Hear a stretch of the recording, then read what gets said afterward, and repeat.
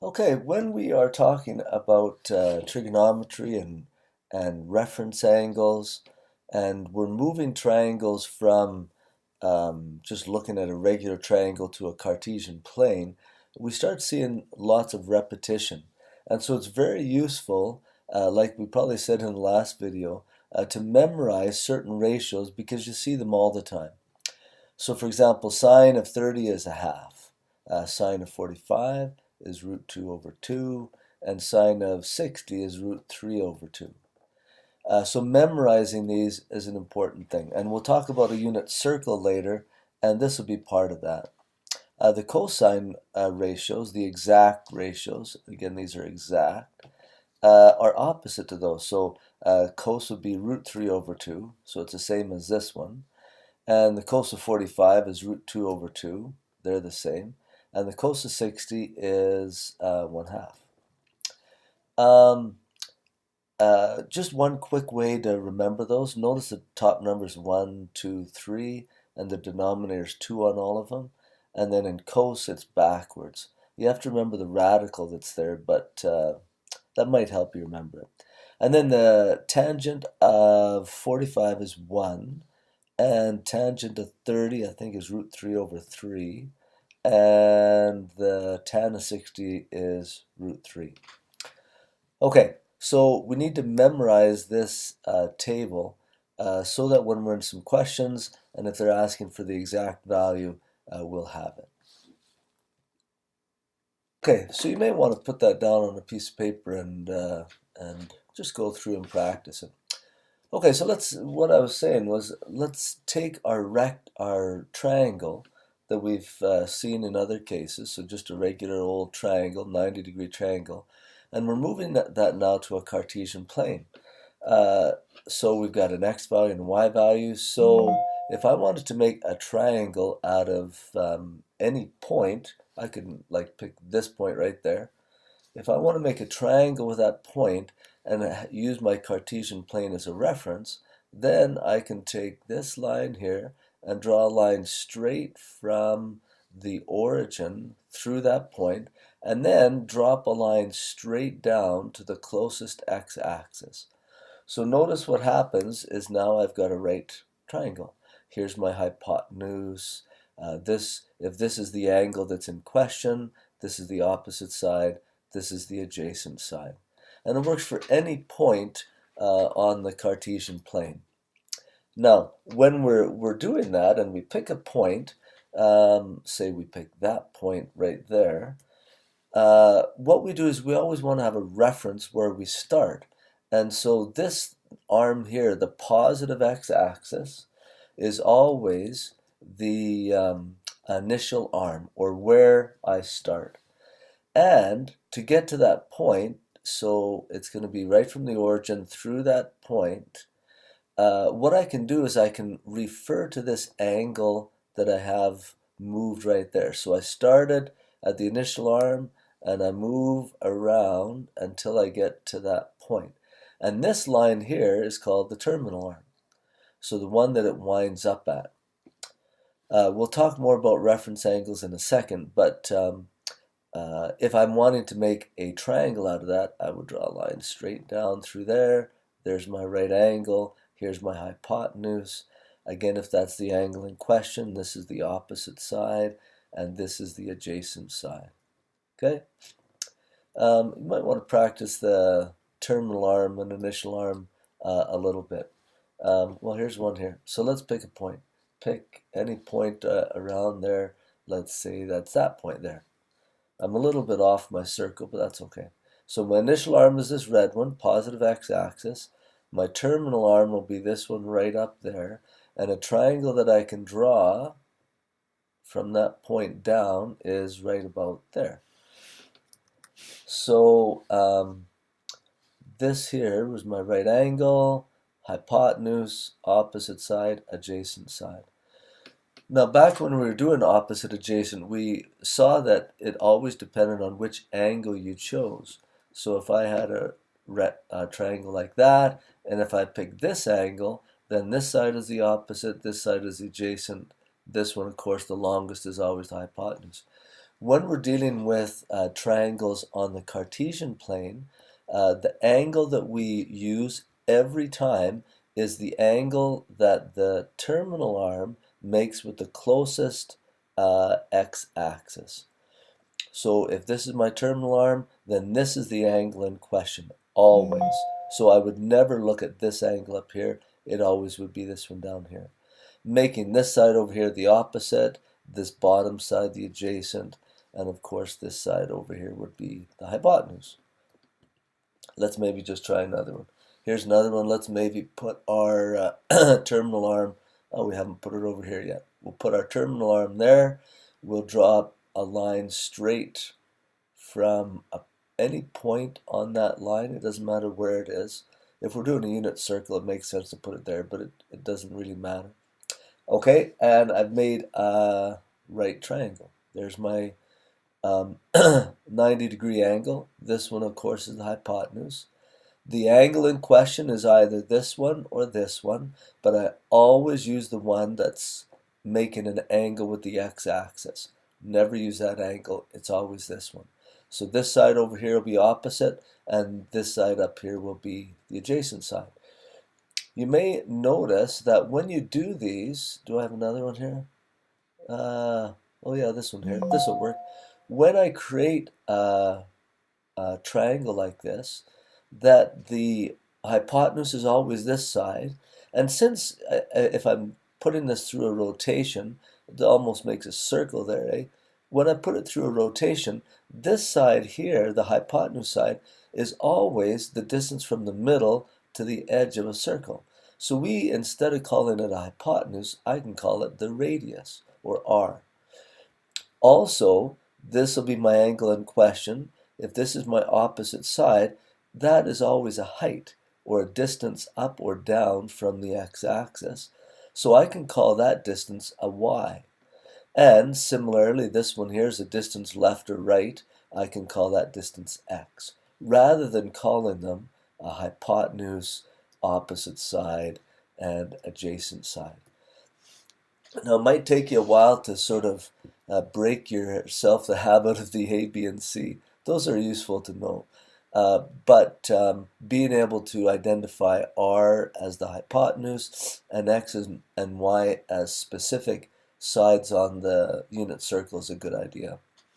Okay, so let's maybe talk about some trig ratios or function values when we're looking at angles here. So if this is my angle, I drop a line straight down. There's my right angle. So this side here is my opposite side, or my y value.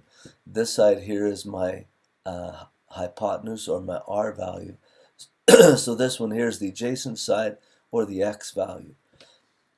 So if I'm looking at the sine ratio, that's opposite over hypotenuse. In this case, the opposite side is y, and the hypotenuse we're calling r. So rather than calling those like a over c or something, or opposite side, I guess. But rather than putting letters in there, we're using y's and r's. Similarly, cos would be x over r, tan would be y over x. And for each quadrant that we have, we can do the exact same thing. And it turns out that the value for sine in every quadrant is always whatever the y value is divided by the r value. You may notice that if you're in quadrants 1 or quadrant 2, the value of sine is always going to be positive, because we're going up to get the point. But if we are down in quadrants 3 or 4, like here, let me go up just a touch. Right here, here's my y value. That y value is going to be negative. And the radius is always a positive value, because it's just telling me a distance. And so the sine value in the third quadrant will always be negative. And in the fourth quadrant, because we're going down, the sine value will also always be negative. And we'll maybe create some kind of a sheet that shows us that. Maybe I should do that right now. So if I have the quadrant like this, if my terminal arm lands in this spot here, Sine theta is always y over the hypotenuse, and y is always positive, so sine in quadrant 1 is always positive. Cosine, similarly, is x over r. X value, I'm going to the right here, so x is going to be positive as well. And tangent is the combination of y's and x's. If y is positive and x is positive, then tan will also be positive. In this quadrant over here, I'm still going up, so sine is going to be positive. Also cosine, because I'm going left, cosine will be negative. And since tan is a combination of these two, tan will be negative, because a positive divided by a negative is a negative. In this quadrant, we're going down, so the value of sine, which is y, is going to be negative. Cosine, since I'm going to the left, is also going to be negative. But then tangent, because it's a combination of these two, a minus divided by a minus would be a positive. Okay, in this last quadrant, I've got sine, I'm going down, so it'll be negative. Cosine, I'm going to the right, so it'll be positive. Tangent, a combination of the two, will also be negative. Some people have put something to remember that by, something called a cast rule. It starts here, so there's a C, an A, an S, and a T. C stands for only cosines positive. A stands for all of them are positive. S stands for only sine positive. And T stands for only tangent is positive. Okay, we'll be using those signs, I guess, here in this question, but we'll be using them lots in the trig section. So, if they're to give me a cosine ratio of -3 over 5, and they ask for what are all the other primary values, I might give you the reciprocal ones too, but let's start with the primary ones. So they say cos x is -3 over 5. So cos x is -3 over 5. I put the negative on the top there because cosine is x over r, and we said r is always positive, so x had to be negative there. Now if I want to know its reciprocal ratio, secant, I just flip down over. So it would be 5 over -3. I guess I could write that as -5 over +3, but this works too. Okay, now sine ratio I know is y over r. Looks like I know r already is 5, but how would I figure out what y is? Like this, cosine ratio is x over r, but I don't have a y value. Well, it turns out that similarly with a, b, and c, there's that Pythagoras ratio that works with x, y, and r. So it's x squared plus y squared equals r squared. So x is a -3 plus y, I don't know, is equal to r is 5 squared. So I can use Pythagoras to figure out what y is. So this would be 9 plus y squared is equal to 25. Okay, take the 8 over and subtract. I get y squared is equal to 16. Use the square root principle. I get y is equal to a positive or a -4. Now, in the question, they say, oh, I didn't tell you which quadrant it's in. Let's say it's in quadrant 3. So if it's in quadrant 3, let me just draw that over here. So my angle's over in here somewhere. This is the triangle I'm making. This is 5. The x value is -3. So the y value, will it be positive or negative? Because it's going up, yeah, it'll be positive. So in this case, y will be a +4. Now that I know what y is, I can take that number and plug it in right there. So the sine ratio is 4 over 5. The cosecant, which is the reciprocal of this one, would be 5 over 4. Tangent is y over x, and y value, I just figured that out, was 4, and the x value is -3. So there's my tangent value for that angle. Cotan would be the flip of that, so -3 over 4. Again, the negative signs, they don't matter too much where they are, you just need to have one of them. Typically we put them on top there. But if I was looking for this as a ratio like this cosine one, I know that that's negative because the r is never a negative. It's always a positive value. Here's another one. Maybe try this one and see if you can come up with the cosine and tan values for it. Okay, oh, I didn't tell you which quadrant. Let's say it's in quadrant 2. So it's in quadrant 2, sine is 4/5. Okay, if it's in quadrant 2, let me just draw that. So the angle would be over here. So if I use my cast rule, only sine's positive in that quadrant. So cosine has to be negative, so does tangent. Now, sine is y over r. So now I can use my x squared plus y squared is equal to r squared.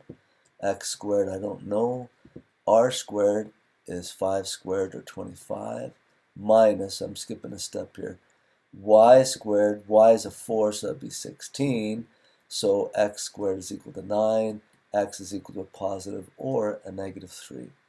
Since it's in this quadrant here, x has to be negative 3 because it's to the left. So the cosine ratio will be a negative 3 over r, which is 5. Sine ratio, I already know it's 4/5. Tangent ratio will be y, and y is 4. I'm going to put my 4 here, over my x value is a negative 3.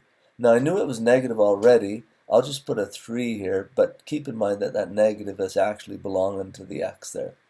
Reciprocal ratios, same as what we've done before. Here's another one. I'll maybe just do the Pythagoras part of this one and you can finish it up.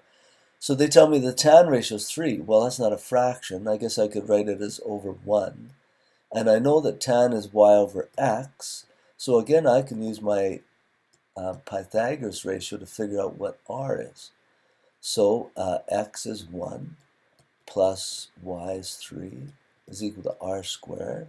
So it'd be 1 plus 9 is equal to r squared, or 10 is equal to r squared. And so r is equal to plus or minus root 10. But r is always positive, so it'll be root 10. So if I wanted to know what cos is, cos x, so it'll be 1. Cos is x over r. So it's 1 over r, which I just figured out, root 10. Sine will be y over r, and y is a positive 3, and r is root 10.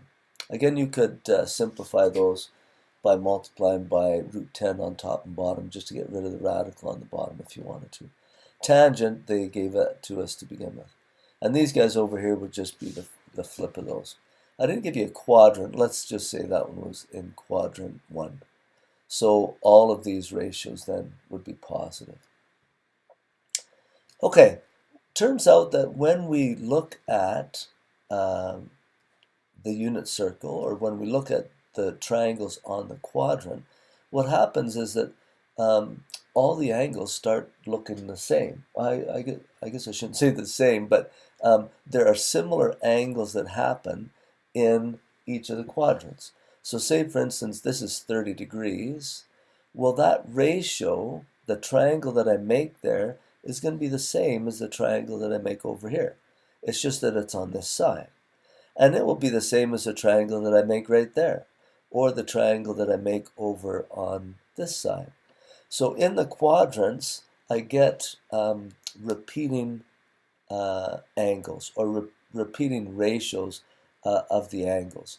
And so what I can do is actually just determine ratios up here in this first quadrant, and then if they give me a question over here, I can just refer back to that reference angle. Let me sort of show you what I mean.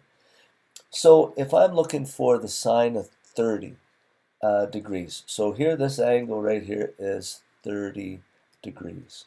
I know from my chart on that first page that the sine ratio is equal to, or the sine of 30 is equal to 1/2, which means that if I drew a triangle here, here's my right angle, that the opposite side, or y, is 1 when this side is 2.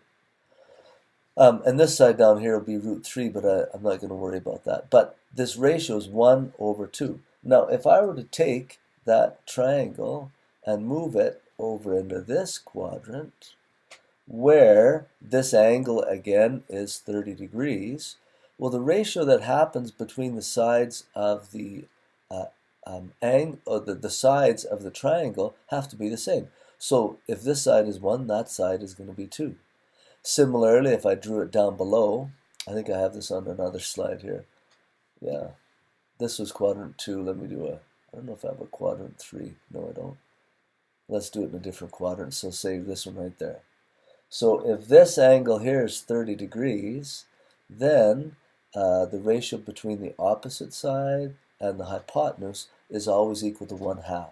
So no matter where you go in the unit circle, the ratio, if this is a 30-degree angles off of the x-axis, the ratio between the opposite side and the hypotenuse, or y and r, is always equal to 1/2. So this maybe shows it a little bit. So here, these are all different lines, but say if this was, well, say it's 30 degrees. So let me draw a triangle. I'll maybe draw 4 triangles there. So if each of these angles are 30 degrees, coming off of that x-axis, 30 degrees, 30 degrees. If they're all 30 degrees, then the ratio between the opposite side and the hypotenuse are all equal to 1/2. Now, when you are looking at each of these, they all are going to be named by a different angle. Like this is 30, that's 30. But remember when we went back to that reference or to the initial arm, we always have to reference any angle according to that initial arm. So if I were wanting then to take a angle, and this isn't on the terminal side, let me just make a new slide. So if I was wanting to take an angle, draw this, draw myself a line. Okay, so say that's 30 degrees. If I have that 30 degrees over on this side, yes, this angle's 30, but what I want to know is what it is in reference to the initial arm. So to name this angle here, yes, this angle here is 30 degrees, and we'll use that to help us determine some ratios, but I need to name this angle according to where it is from the initial arm. So this whole angle here, I have to give that a name. Now, if I go halfway around the circle, that's 180 degrees, right? So if my angle's here, and if I know this angle's 30, then what would this angle be? Well, it'd have to be 180 minus 30, or 150. Or I could do the same thing. If I had my 30-degree angle right here, but I wanted to name that from the initial arm, then what would this whole angle be? Well, it would have to be 180 plus 30, or 210 degrees.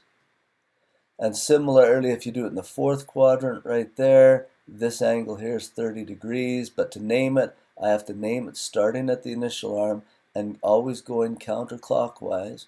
So what would that angle be? Okay, it'll be 360, that's a full circle, minus 30, or 330 degrees. Oops, 330 degrees. Now the interesting thing is, if you were to take a calculator and figure out what the sine of 30 is, or what the sine of 150 is, or what the sine of 210, and the sine of 330, you better get the same answer for every one of those. Try it. Because we're talking about the same reference angle. They all have a 30-degree angle with the x-axis. So the ratio has to be the same. The only difference that you'll see is that on the sine of 210 and the sine of 330, the function value will be a negative number because they're both down below the axis. But in all cases, all of them are going to be 0.5 or 1/2. It's just that the bottom two are going to be negative. And that's a good thing to remember as you go through some questions. Maybe let's try and put everything together here by what I'm saying. So, If I was wanting to say take the cosine of 240 degrees, first, where is that? Okay, 240 degrees starts here, and I'd go up, that's 90, 180, so I have to go a bit more than that. How much more do I have to go? Looks like I have to go about an extra 60 degrees. So the whole angle is 240, and just this little bit here, I'll draw a straight line, just this little bit here is 60 degrees. So the cosine of 240 is really the same thing as the cosine of 60 degrees, okay, because of that reference angle. So it's the same as if I were to have this angle right there, 60 degrees.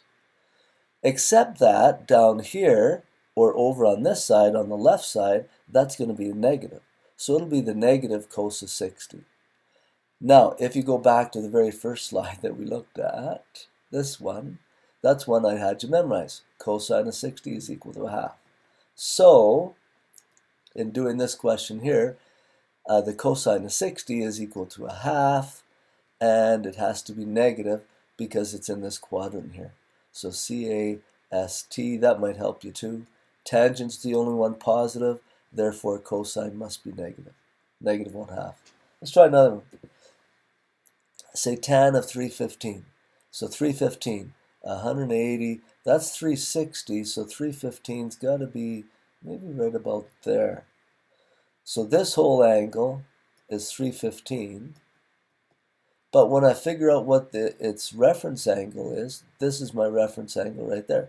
So it's whatever 360 minus 315 is, or 45 degrees. So the tan of 315 is really the same thing as the tan of 45 degrees. Now, because this is in the cosine quadrant, meaning only cosine's positive, then this also has to be a negative. Looking back at my chart, I can figure out what the exact value of tan of 45 is, and it's root 2 over 2. Let's try another one. I'll maybe just try one more, and then you can try some more for practice. Tan of negative 210. Okay, we haven't done negative angles, but it makes sense if this way is positive, that going backwards it'd be negative. So here I'm at 0, okay, negative 90, negative 180, negative 210, right about there. So that whole angle is negative 210 degrees, but the reference angle is the one for me that's in question. And that one would be 180 plus how much more is 210? Like that's 30 degrees. So the tan of negative 210 is really the same thing as tan of 30. Again, in this quadrant here, CAS, only sine is positive, so this one would have to be negative. And I could go back to that table that you've memorized, figure out what the tan of 30 is, and it's root 3 over 3. So the tan of negative 210 is negative root 3 over 3. Okay, hopefully that gives you a little bit of an introduction to working with trigonometry on both a circle and on the Cartesian plane, and the idea of reference angles. I encourage you to check your book, read through it, and also do some questions. If you have problems, give me a holler.